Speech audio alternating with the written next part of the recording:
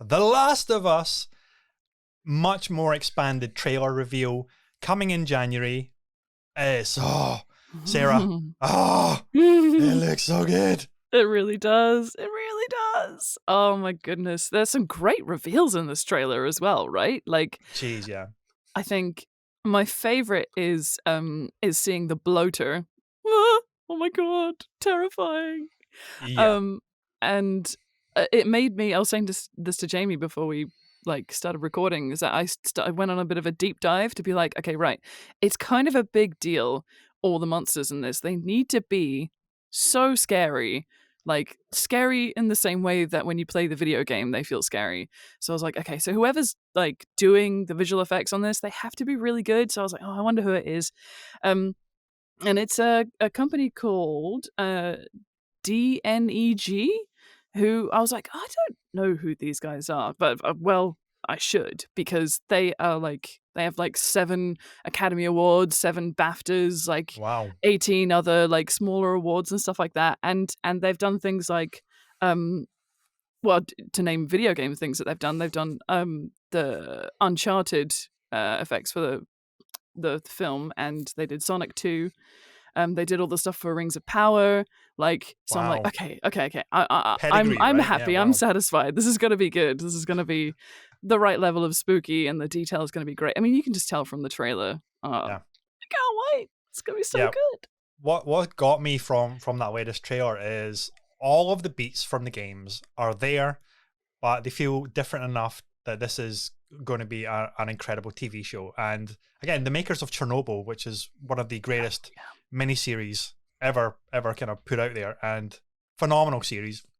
And you can just tell that this can be absolutely massive, and the quality bar is really high, as you mentioned with the visual effects there. And that bloater reveal at the very end of the trailer, the way it just rises up over, I don't know what it was, like a floor level or a gantry level or whatever it was, and you just see the detail, like the callousing, the deformity, and all of that kind of makeup and detail. And this thing is just like growling, and it's this deep baritone bass growl, and it's just massive. It's huge, and you think, yeah, I remember the very first time staring down a bloater in the game in that gym sequence where Joe has to try and devour this thing, and we're like, and Ellie's like, what the fuck is that? It's like, yeah, that's what happens when they're exposed for too long. They just like this amazing massive creature, terrifying, unbelievably tough. And I can't wait to see the set piece for how it's introduced in the TV series as well. But it's so many touches, and again, going back to that quality bar, it looks like this could be an absolutely massive TV show that could run for several seasons because the stories are there, because the little writing quirks. There was a sequence between they did the bit where Ellie's character says, look, I'm not infected, I've had this for a week, I'm not gonna, and Joe's like, if she so much as twitches, and she does this fake kind of like jerking, and she's and the other character, whose name I've forgotten, God.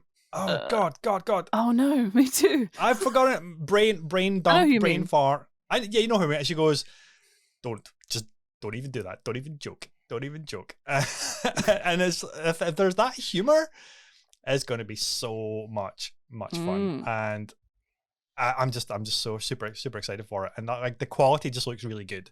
It looks like a mega budget show, and it doesn't feel like a video game adaptation. It feels like this is a new Walking Dead style series, but it's a little bit different, a little bit fresher. And I just hope that they nail it, because it looks so far like they're gonna be knocking it out of the park. Did you see Ashley Johnson in the trailer as well? I missed her, but I heard that she's playing Ellie's mum, and I think that's perfect. That Right? is And such a great casting role. it couldn't, Like, well, for her. it couldn't be any better than that, really. Like, and it makes me excited for who they're going to put Troy in as, Troy Baker, who was Joel. So that'd be cool. Like, there's some rumors that he might be playing um the is it David, the leader of the cannibals? They're Oh, thinking like maybe villainous, and everyone's interesting. like, "Oh, it'll be a nice spin to see him play a villain." And I was like, He's played villains. He was the most amazing, terrifying villain in Death Stranding. Um, oh, Yeah, he's remarkable. So he would be great. Like yeah, yeah. Whoever he gets put in as, he'll be brilliant.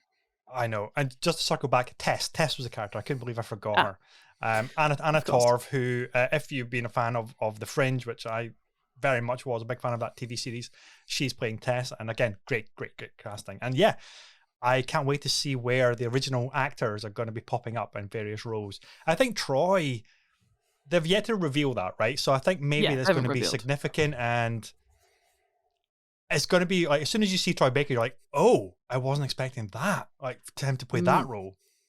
So, He's so dynamic as a mm, performer anyway, so they could basically put him anywhere and he'd be great. Like, he plays a really great protagonist, he plays an amazing villain, like he's super versatile. So it'd be amazing to have him in it anyway, so it'd be great fan service. Plus whoever you put him in as, he'll be brilliant. yeah, I mean, I guess they could they've put a couple of like new characters, like characters that have been created for the show in as well. So maybe they could give him a brand new character, but I feel like maybe they wouldn't. I feel like as part of the fan service, it would be someone that we maybe already know. yeah.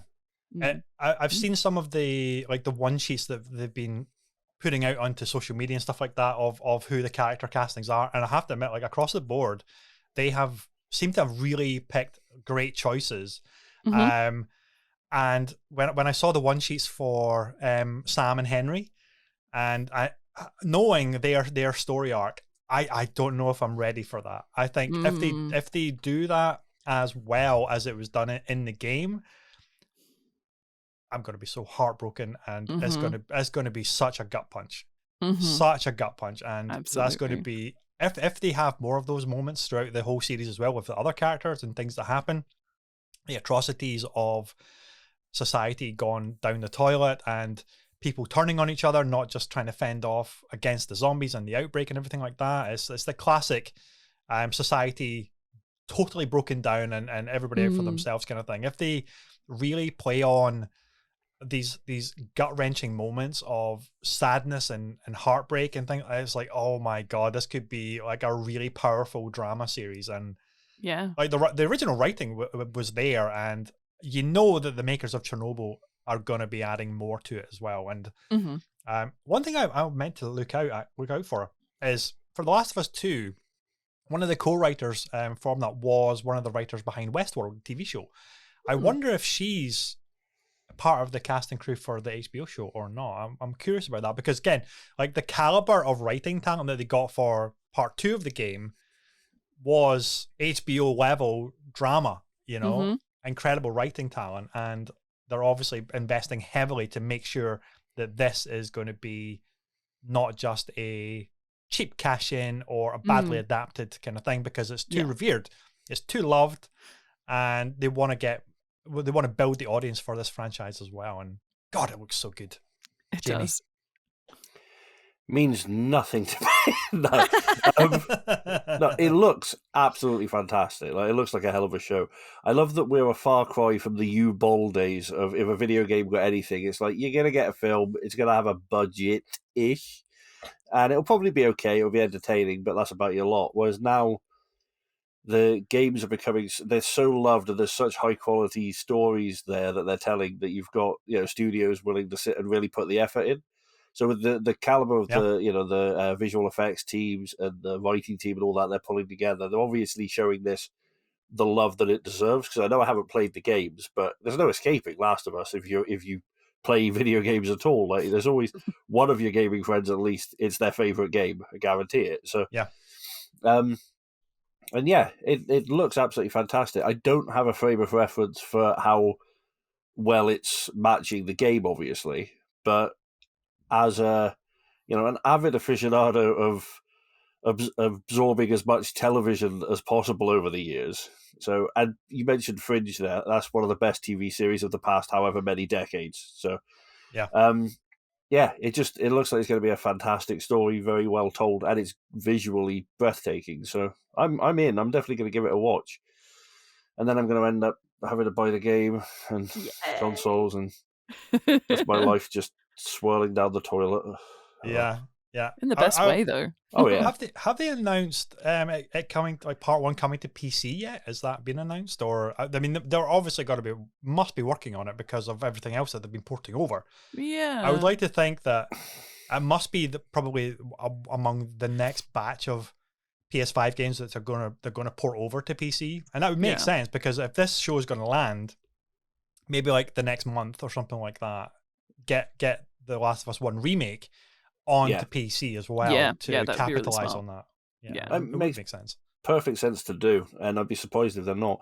Off the top of my head, see, I want to say that there's been some sort of announcement because I feel like there has been, but I can't remember for the life of me. Yeah. And I'll probably remember 5 minutes after we stop recording as per. But that's the thing. I know. I would say that's kind of my MO. I before we record, I have all this stuff in my mind. I know what I want to say, and then as soon as we hit record, it's like, oh fuck, what was I trying to remember? What was the person's name? What was the bit of news tidbit? Oh yeah, there's only so many notes I can take. You know, the record button is the empty brain button. Every time. I swear, 100% is. I've watched trailers for stuff we're about to talk about 5 minutes before the show to refresh my memory, and then sat here and Ross has said, "Wait, we're going to talk about this now," and I'm like, "What the fuck's that? When's that coming out? That sounds good." Yeah. And also, I sometimes throw things up in different order from the show notes as well, just to really fuck with you. It's like, actually, let's talk about this thing next, which was the last thing in the order of, notes. Like, let's just surface that first. And then James like, oh god, it's I'm on. You are not prepared.